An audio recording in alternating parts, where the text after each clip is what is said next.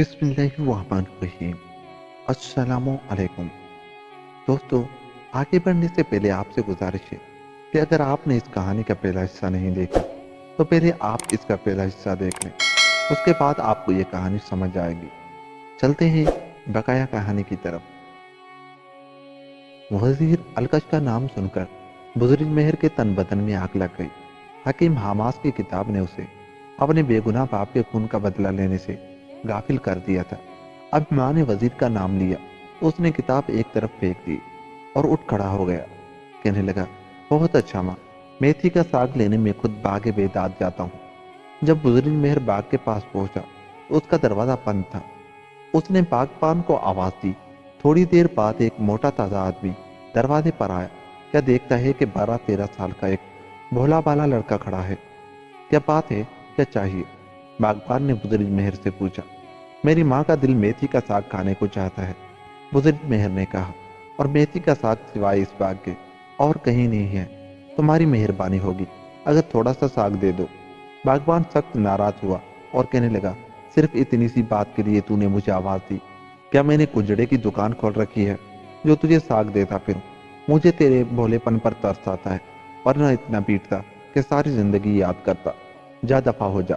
یہ کہہ کر وہ دروازے بند کرنے کے لیے آگے بڑھا اور کفل کو ہاتھ لگانا ہی چاہتا تھا کہ بزرگ مہر نے چلا کر کہا، خبردار کفل بند نہ کرنا۔ کل تو نے جو سانپ مارا تھا اس کی مادہ تجھے رسنے کے لیے اس کفل کے سوراخ میں چھپی بیٹھی ہے۔ یہ سن کر باغبان حیران رہ گیا۔ اس نے جھک کر کفل کے سوراخ میں جھانکا تو سچ مچ سیاہ رنگ کے ایک باریک سے دھاگے کی طرح ایک سانپ اس میں چھپا ہوا تھا۔ باغبان نے فوراً اسے ہلاک کیا اور دل میں کہنے لگا کہ یہ لڑکا تو بڑے کمال کا ہے، میں نے خواہ مخواہ اسے برا بھلا کہا۔ وہ بزرگ مہر سے پوچھنے لگا، تمہیں کس طرح پتہ چلا کہ میں نے کل ایک سانپ مارا تھا اور آج اس کی مادہ میرے ڈسنے کو اس کفل کے اندر چھپی بیٹھی ہے؟ تمہیں ان باتوں سے کیا؟ بزرگ مہر نے کہا، میتھی کا ساگ دینا ہے تو دے، ورنہ میں جاتا ہوں۔ باغبان عاجزی سے بولا، اور میرے ساتھ باغ میں چلو، میں تمہیں بہت سا ساگ دوں گا، لیکن کسی سے ذکر مت کرنا کہ یہ ساگ میں نے تمہیں دیا ہے۔ وزیر الکش نے سن لیا تو میری گردن اڑا دے گا۔ بزرگ مہر ہنسا اور کہنے لگا، تم الکش کی فکر مت کرو، اس کی زندگی کے دن بھی تھوڑے ہی رہ گئے ہیں۔ بزرگ مہر جب باغ کے اندر گیا تو اس کی خوبصورتی دیکھ کر حیران رہ گیا۔ سینکڑوں قسم کے پھول اور پودے یہاں لگے ہوئے تھے۔ ٹھنڈی ٹھنڈی ہوا چل رہی تھی اور جا بجا اونچے فواروں میں سے دودھ کی مانند سفید پانی ابل رہا تھا۔ درختوں کی شاخوں پر ہزاروں خوبصورت اور حسین پرندے بیٹھے چہچہا رہے تھے۔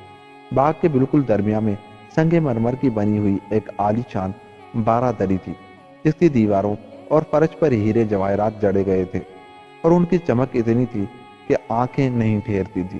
باغبان نے بزرگ مہر کو باغ کے اندر الماس کے بنے ہوئے ایک تخت پر بٹھایا اور آپ میتھی کا ساگ توڑنے کے لیے دوسری طرف جانے ہی لگا تھا کہ وزیر الکش بھی ٹہلتا ہوا ادھر آ نکلا۔ اس نے بزرگ مہر کو دیکھا تو باغبان سے پوچھا، یہ کون ہے؟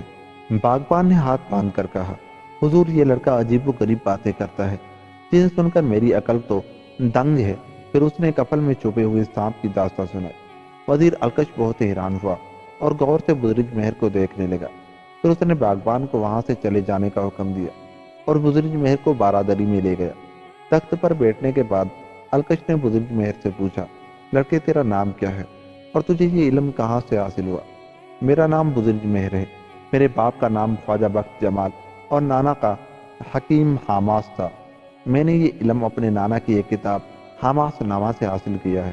خواجہ بخت جمال کا نام سن کر الکش گھبرایا اور خوف سے کانپ اٹھا، لیکن پھر سنبھل کر بولا، تیرے باپ کو میں جانتا ہوں، وہ بہت نیک اور اچھا آدمی ہے اور اسے میں نے ایک کام سے ملک چین بھیجا ہے۔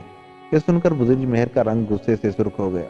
کہنے لگا، آپ غلط کہتے ہیں، میرا باپ اس دنیا میں نہیں ہے، اسے ایک ظالم اور سنگ دل شخص نے دولت کی لالچ میں قتل کر دیا ہے۔ اب میں اپنے باپ کے قتل کا بدلہ لینے کی فکر میں ہوں۔ الکش کے ہوش اڑے، سمجھ گیا کہ اس لڑکے کو سب کچھ معلوم ہو چکا ہے اور یہ مجھ سے بدلہ لے گا۔ اس نے دل میں فیصلہ کیا کہ اسے کسی فریب سے ٹھکانے لگا دینا چاہیے۔ کہنے لگا، افسوس کہ تمہارے باپ کو کسی نے قتل کر دیا، مجھے اب تک یہ بات معلوم نہ تھی۔ خیر، تم رنج نہ کرو، میں اس پاپی کو اپنے ہاتھ سے سزا دوں گا۔ اب یہ بتاؤ کہ تم اس باغ میں کیسے آئے؟ میری ماں نے مجھے میتھی کا تھوڑا ساگ لینے بھیجا تھا، جو سوائے اس باغ کے شہر میں کہیں اور نہیں ملتا۔ اچھا تم یہی بیٹھو، میں ابھی کسی غلام سے کہتا ہوں کہ تمہارے لیے میتھی کا ساگ توڑ کر لائے۔ یہ کہہ کر الکش ایک طرف چلا گیا اور اپنے ایک خاص غلام کو تنہائی میں بلا کر کہنے لگا، ایک لڑکا بارادری میں بیٹھا ہے، اسے تہ خانے میں لے جا کر بند کر دو، وہ وہاں بھوکا پیاسا مر جائے گا۔ اگر تم نے یہ کام کر دیا تو میں تمہاری دلی آرزو پوری کر دوں گا، وعدہ کرتا ہوں۔ غلام نے سینے پر دونوں ہاتھ رکھ کر سر جھکایا اور بارادری کی طرف چل دیا۔ اس نے جاتے ہی بدرج مہر کو پکڑ لیا، ایک ہاتھ سے اس کا گلا دبایا، دوسرے ہاتھ سے اس کا منہ بند کیا اور کندھے پر ڈال کر ایک تہ خانے میں لے گیا۔ وہ بدرج مہر کو فرش پر پٹک کر باہر سے دروازہ بند کرنے ہی لگا تھا کہ بدرج مہر نے زور کا کہکا لگایا اور کہا، اے حبشی غلام، یہ کیا کرتا ہے؟ الکش تیرے دل کی آرزو کبھی پوری نہ کرے گا، اس نے تجھ سے جھوٹا وعدہ کیا ہے، یاد رکھ، اگر تو نے مجھے مارا تو الکش تجھے بھی زندہ نہ چھوڑے گا۔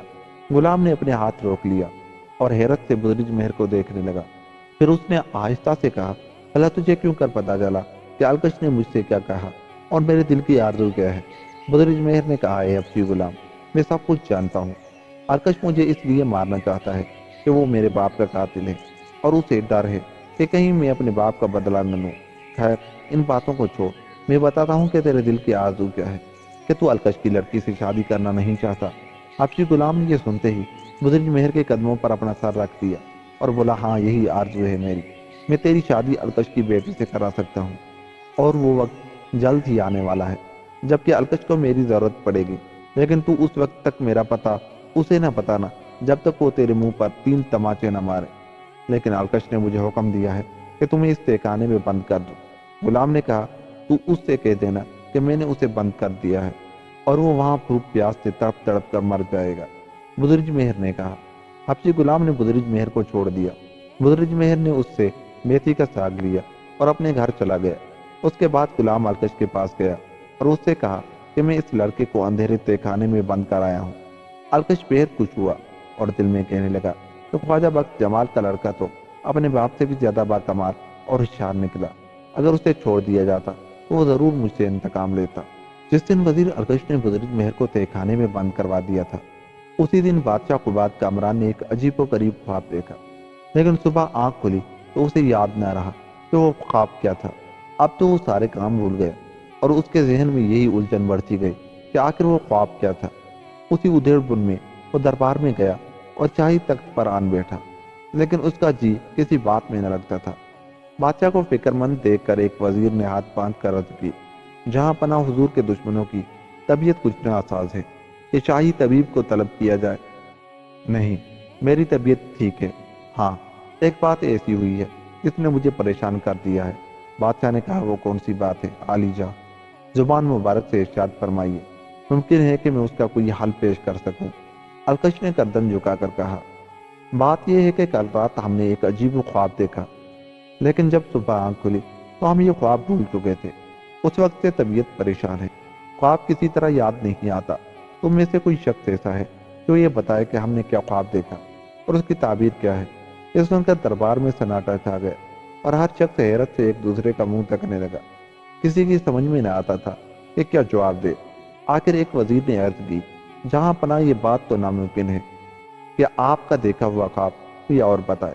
ہاں یہ ممکن ہے کہ خواب آپ اپنی زبان مبارک سے ارشاد فرمائیں اور اس کی تعبیر ہم میں سے کوئی شخص عرض کر دے۔ بادشاہ کو یہ جواب سن کر اس قدر غصہ آیا کہ اس کے منہ سے جھاگ نکلنے لگی۔ امیر اور وزیر بادشاہ کو اس غضبناک حالت میں دیکھ کر تھر تھر کانپنے لگے اور انہیں خوف ہوا کہ بادشاہ سب کو سولی پر لٹکا دے گا۔ وہ گھٹنوں کے بل جھکے اور جان کی امان چاہنے لگے، لیکن بادشاہ نے گرج کر کہا، میں نے سنا ہے کہ سکندر اعظم کے دربار میں ایسے ایسے عالی دماغ وزیر تھے کہ اگر بادشاہ خواب بھول جاتا تو وہ یاد دلا دیتے اور اس خواب کی تعبیر بھی بتا دیتے۔ ایک تم لوگ ہو، مجھ سے ہمیشہ مال و دولت حاصل کرتے ہو اور اتنا سا کام نہیں کر سکتے۔ یاد رکھو، اگر کسی نے میرا خواب اور اس کی تعبیر بیان نہ کی تو سب کو زمین میں گاڑ کر شکاری کتے چھڑوا دوں گا۔ جاؤ، تمہیں 40 دن کی مہلت دیتا ہوں، اس عرصے میں معلوم کرو کہ میں نے کیا خواب دیکھا تھا اور اس کی تعبیر کیا ہے۔ یہ کہہ کر بادشاہ نے دربار برخاست کیا اور اپنے محل میں چلا گیا۔ جب 40 دن گزر گئے تو بادشاہ نے پھر اپنے وزیر کو بلایا اور ان سے پوچھا کہ خواب اور اس کی تعبیر بتائے۔ کوئی شخص جواب نہ دے سکا، سب نے شرم سے گردنیں جھکا لی۔ آخر بادشاہ نے الکش کی طرف دیکھ کر کہا، ہمارے تمام وزیروں میں تم سب سے زیادہ دانا اور علم نجوم کے ماہر ہو، بتاؤ ہم نے کیوں خواب دیکھا تھا؟ الکش ہاتھ باندھ کر جھکا اور کہنے لگا، حضور، میں نے اپنے علم کے ذریعے آپ کا خواب معلوم کر لیا ہے۔ آپ نے دیکھا تھا کہ آسمان سے ایک بہت بڑا پرندہ اڑتا ہوا آیا، اس نے آپ کو اپنے پنجوں میں پکڑا اور آگ کے ایک بہت بڑے الاؤ میں ڈال دیا۔ آپ اس کی دہشت سے جاگ اٹھے اور خواب بھول گئے۔ اس کی تعبیر۔ یکایک بادشاہ غصے میں چلایا اور بولا، اے گدھے، اس عقل اور اسی علم پر ناز کرتا ہے اور کہتا ہے کہ میں نجومی ہوں۔ یہ خواب جو تو نے بیان کیا میں نے ہرگز نہیں دیکھا۔ تجھے 2 دن کی مہلت اور دیتا ہوں، اگر 2 دن بعد تو نے میرا خواب صحیح بیان نہ کیا تو تجھ کو آگ میں زندہ جلا دوں گا۔ یہ کہہ کر دربار برخاست کیا اور محل میں چلا گیا۔ بادشاہ کے یہ الفاظ سن کر الکش سخت پریشان ہوا اور خوفزدہ ہوا، اور اسے یقین ہو گیا کہ اگر بادشاہ کا خواب بیان نہ کیا تو وہ مجھے آگ میں جلا دے گا۔ وہ حیران پریشان اپنے محل میں آیا اور سوچنے لگا کہ اس مصیبت سے کیوں کر چھٹکارا ملے، مگر کوئی تدبیر ذہن میں نہ آتی تھی۔ یکایک اسے خواجہ بخت جمال کے لڑکے وزیر مہر کا خیال آیا۔ دل میں افسوس کرنے لگا کہ ناحق اس کو مروا دیا۔ وہ زندہ ہوتا تو بادشاہ کا خواب ضرور بتا دیتا۔ پھر اسے یہ بھی خیال آیا ممکن ہے وہ زندہ ہو اور غلام نے اسے چھوڑ دیا ہو۔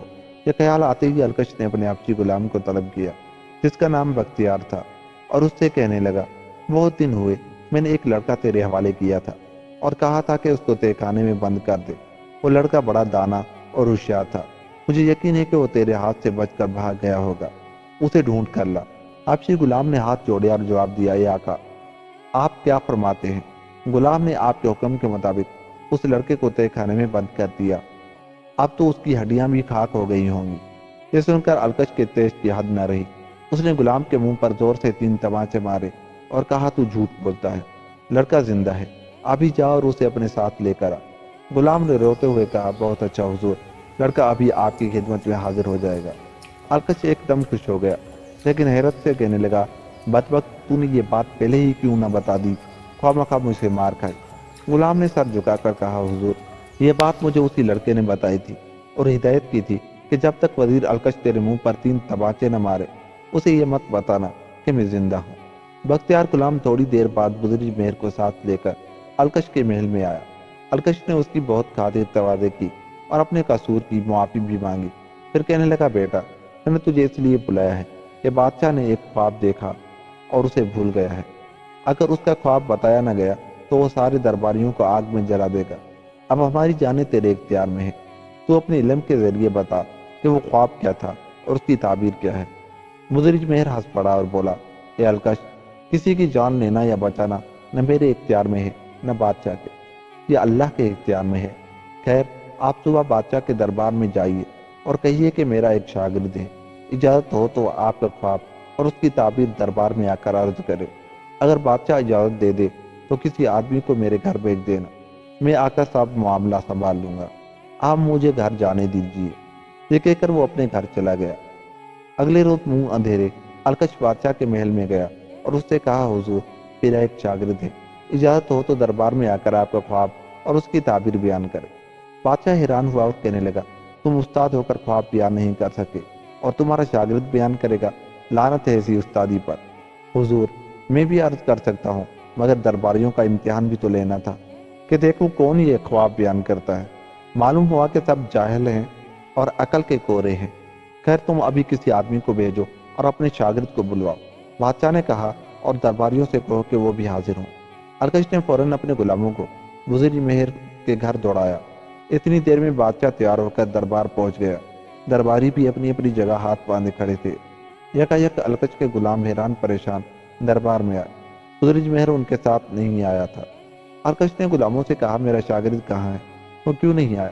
جناب والا، وہ آنے کے لیے تیار ہے لیکن اسے کوئی سواری پسند نہیں آتی۔ ایک غلام نے کہا، ہم اس کے لیے سجے سجائے گھوڑے بھی لے گئے تھے اور ہاتھی بھی، مگر وہ کہتا ہے کہ میں نے ان جانوروں پر بیٹھ کر نہیں آ سکتا۔ یہ سن کر الکش کا رنگ غصے سے سرخ ہو گیا۔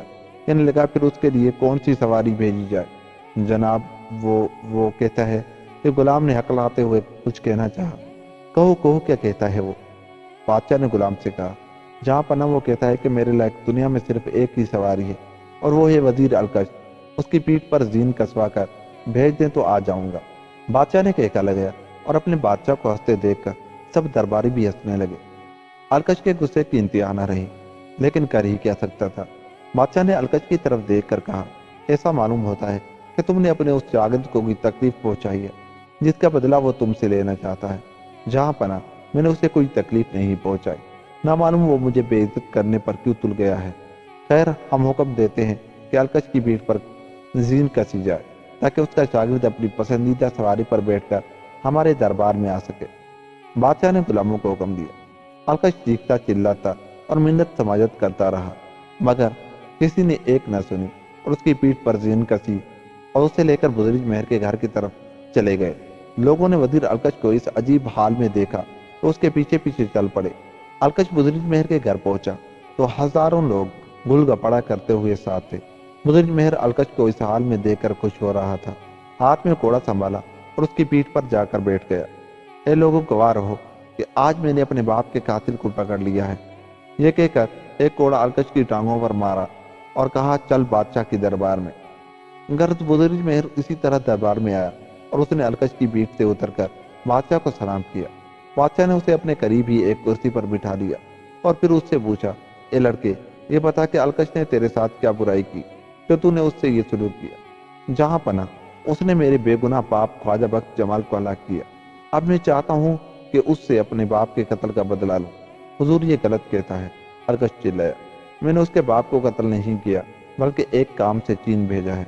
जहां पना मेरे बाप की लाश का ढांचा और उस घोड़े की लाश का ढांचा अलकश के बनाए हुए बाग बेदाद में मौजूद है।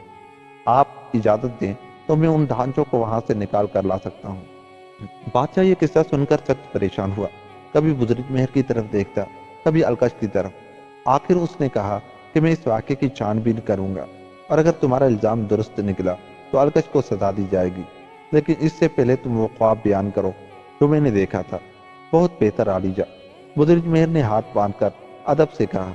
फिर चंद लम्हे खामोश रहने के बाद बोला, हुजूर, आपने ख्वाब में देखा कि मशरिक की जानिब से एक बहुत बड़ा उकाब आया।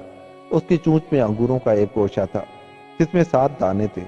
उकाब ने ये गोशा आपके हाथ पर रख दिया। आप ये अंगूर खाना ही चाहते थे कि मगरिब की तरफ से स्याह रंग का एक बदसूरत कौवा आया और आपके हाथ से अंगूरों का गोशा छीन कर उड़ गया। वाह वाह, सुभान अल्लाह, यही ख्वाब मैंने देखा था। बादशाह खुशी से चीख उठा, ए लड़के, तुझ पर आफरीन है। अब उसकी ताबीर भी बयान कर दे। जहां पना, ख्वाब की ताबीर आपके सामने मौजूद है। बुजुर्ग महर ने अलकश की तरफ इशारा किया। इस शख्स ने हुजूर की अमानत में खयानत की है। उसे जवाहरात से भरे हुए 7 संदूक मेरे बाप ख्वाजा बख्त जमाल ने दिखाए थे। उसकी नीयत बदल गई। उसने राज खुल जाने के खौफ से मेरे बाप को कत्ल किया, फिर उसके घोड़े को मारा, फिर जवाहरात से भरे हुए वो 7 संदूक अपने महल में उठा लाया और मेरे बाप को भी मार डाला। अभी चलकर उसके महल की तलाशी लीजिए, यही आपके ख्वाब की ताबीर है। बादशाह के हुक्म से अलकश को फौरन गिरफ्तार कर दिया गया। उसके महल की तलाशी ली गई तो जवाहरात के 7 संदूक बरामद हो गए।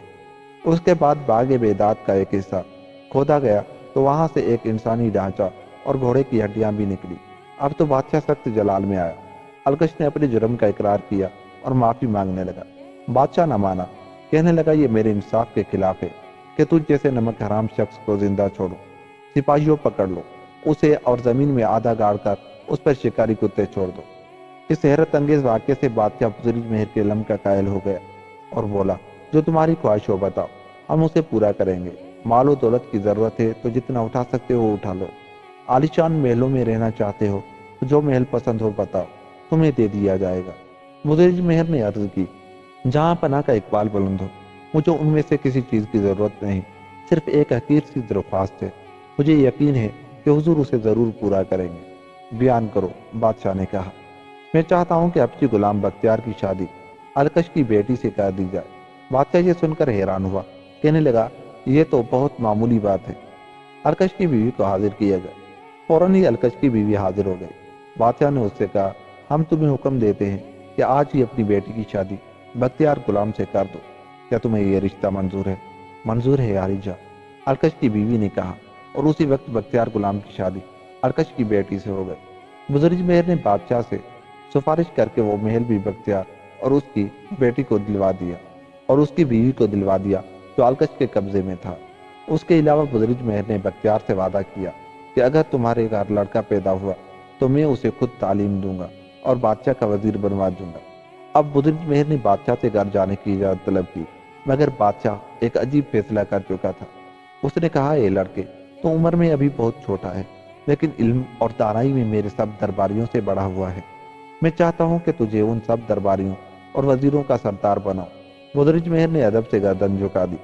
बादशाह ने उसी वक्त वजारत का कलमदार उसके हवाले किया और उस कुर्सी पर बैठने की इजाजत दी जिस पर पहले अलकश बैठा करता था।